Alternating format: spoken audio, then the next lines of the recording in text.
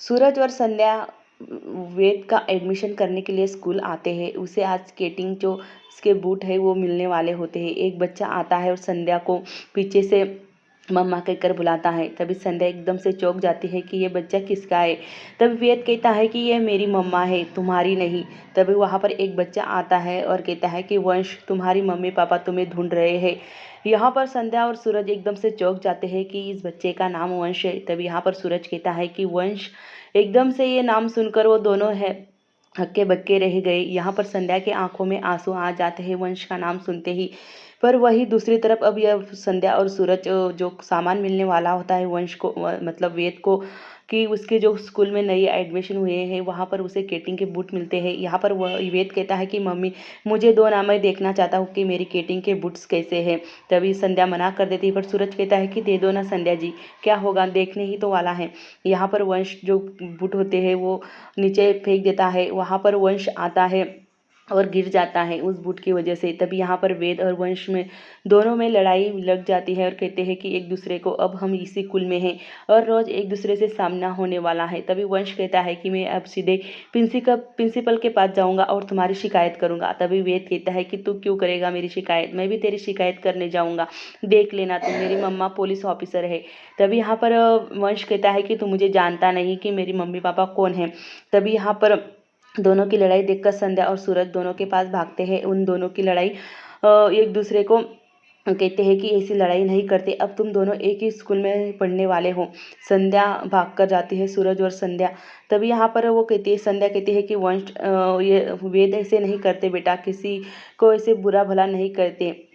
तभी वेद कहता है कि मम्मा मेरी गलती नहीं थी, मैंने जानबूझकर नहीं किया था, ये अपने आप गिरा और फिर मेरा नाम बताने जा रहा है प्रिंसिपल के सर के पास।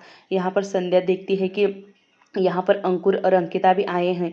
संध्या समझ जाती है कि कहीं ये जो वंश है उसका ही बेटा तो नहीं। यहाँ पर अंकुर जब आता है अब वेश, तभी यहाँ पर जो वंश होता है वो मम्मी पापा कहकर बुलाता है अंकिता और अंकुर को। सूरज और संध्या दोनों एक दूसरे की तरफ देखने लगते हैं। तभी यहाँ पर संध्या समझ जाती है कि उसी का बेटा है। सूरज और संध्या अपने बेटे की तरफ देखते हैं, वंश की तरफ, और आंखों में आंसू आ जाते हैं।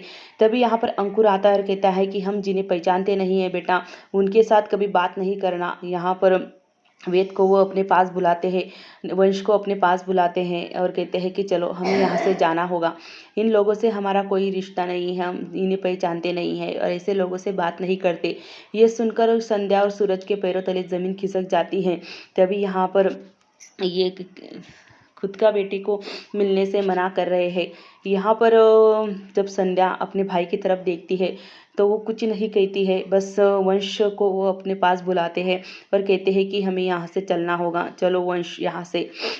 तभी यहाँ पर वंश उनके साथ चला जाता है और सूरज और संध्या सिर्फ खाली देखते रहते हैं। संध्या को अपना 6 साल पुराना अतीत याद आता है, जब यहाँ पर संध्या का बेटा वंश जो था, जो किडनैपर था, उसे खाई से लेकर कूद गया था। यहाँ पर अंकुर कहता है कि संध्या, तूने तो अच्छी बहन होने का फर्ज नहीं निभाया, क्योंकि तूने अपने बेटे को बचाया, मेरे बेटे को नहीं बचाया। तू चाहती थी तो वंश को भी बचा सकती थी, पर नहीं, तूने ऐसा नहीं किया, तूने वेद को ही बचाया। आखिरकार ऐसा क्यों किया तुमने। तभी यहाँ पर संध्या कहती है कि नहीं भैया, मेरे लिए तो वंश और वेद दोनों भी बराबर है, मैं क्यों फर्क करूँगी, आखिर मैं एक माँ हूँ। तभी यहाँ पर अंकुर कहता है कि नहीं, तूने ये स्वार्थ देखा है, तुम स्वार्थी हो और मुझे तुमसे कोई रिश्ता नहीं रखना। तब तक यहाँ पर एक पुलिस ऑफिसर आता है और संध्या से कहता है कि संध्या मैडम, जो किडनैपर ऊपर से खाई से कूदा था वंश बाबा को लेकर, वो आदमी तो मर चुका है, पर खुशखबरी की बात यह है कि वंश बाबा एक झाड़ी के डली में अटक कर वो बच गया है और एकदम ठीक ठाक है। यहाँ पर ये खबर सुनकर घर वाले काफ़ी खुश हो जाते हैं, क्योंकि वंश सही सलामत है। यहाँ पर भावो कहती है कि चलो हमें वंश के पास जल्दी ले चलो। यहाँ पर वो पुलिस जो होता है वो वंश को संध्या के पास देता है। संध्या जैसे दौड़कर आती है आगे, वंश को लेती है और उसे अपने गले लगा लेती है। ये अंकुर देखता है कि सबसे पहले संध्या ने वंश को अपनी गोद में लिया है, ना ही अंकिता को दिया। तभी यहाँ पर संध्या अच्छी तरह से वंश को देखती है, सूरज और संध्या, और रोने लगते हैं।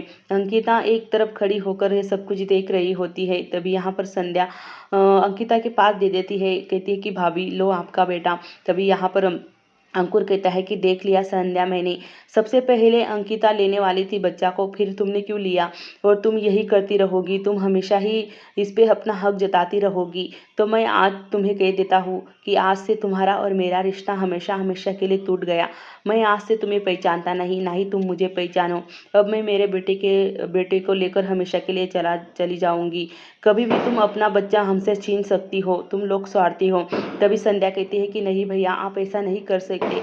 जब मेरे पति ने आपकी बेटी बीमार थी, आपने तो बुलबुल को डांट दिया था, पर सूरज ने बुलबुल की तरफ देखकर अपना खुद का बच्चा, अपनी खुद की औलाद तुम्हें दे दी, तो वो कैसे मुंह फेर सकता है अपने बच्चे से?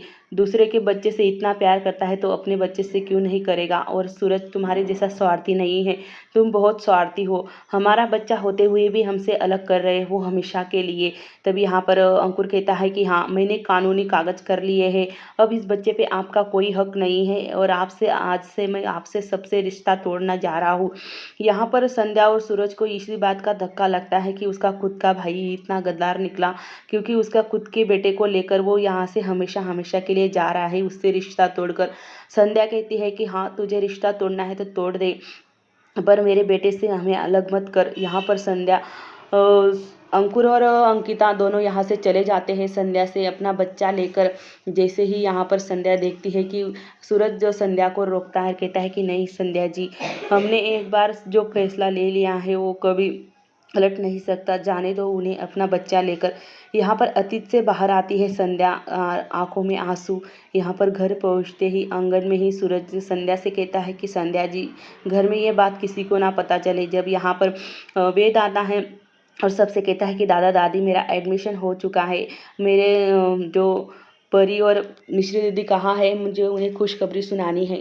तभी यहाँ पर सूरज और संध्या बाहर ही खड़े होकर रोने लगते हैं। सूरज समझाता है संध्या को कि संध्या जी भूल जाओ, अब वंश तो हमें हमेशा ही हमारे आंखों के सामने रहेगा, क्योंकि वंश और वेद दोनों एक ही कुल में हैं, तो आना जाना लगा रहेगा और हम देख लेंगे वंश को। तभी यहाँ पर संध्या कहती है कि हाँ सूरज जी। यहाँ पर मोहित कहता है कि भावो, वंश कितना बड़ा हुआ होगा ना, जितने वेद की तरह ही दिखता होगा, इसकी तरह ही शरारत करता होगा।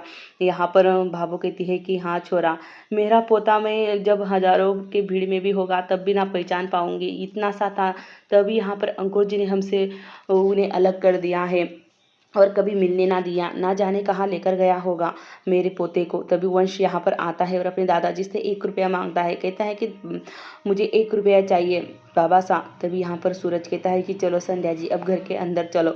भावो तुम्हें ऐसे रोते हुए देखेगी तो 1000 सवाल पूछेगी कि क्या हुआ संध्या बिन्नी। तभी यहाँ पर दूसरी तरफ मीनाक्षी की जगह उसकी बेटी ने ले ली है मिश्री ने, और बहुत अच्छी से मोल भाव करके वो साड़ियाँ बेचती है। वही भावो वंश वेद को देखकर काफ़ी खुश होती है और रोने लगती है। वही दूसरी तरफ अब अंकुर कहता है कि हमें कभी भी राठी परिवार से रिश्ता नहीं रखना है, और ना ही वंश को बताना है कि वो हमारे कोई लगते हैं। हम तो वंश को उनसे दूर ही रखेंगे, ना ही हनुमान गली में उसे जाने देंगे। अंकिता कहती है कि इतने कुल में तो आना जाना रहेगा और वेद भी सामने रहेगा, तो वेद और उसकी दोस्ती तो होकर रहेगी। फिर हम